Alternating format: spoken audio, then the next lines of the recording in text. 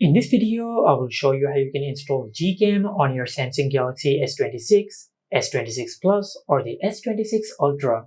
Now to do that, first of all, just open the web browser app on your Samsung phone, and in the search bar, just search this.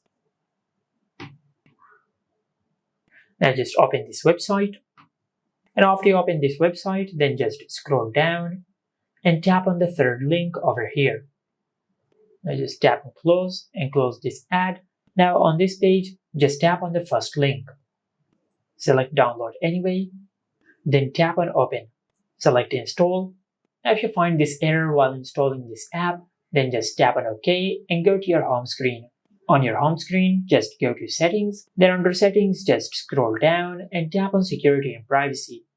Now on this page, you will find the option for auto blocker. Now just disable this toggle and turn off auto blocker on your Samsung phone. Now just enter your lock screen PIN. Now after you do that, you'll turn off auto blocker on your Samsung phone. And just go back to your web browser and tap on the three dots over here. Go to the download section and tap on the GCam APK which we're trying to install.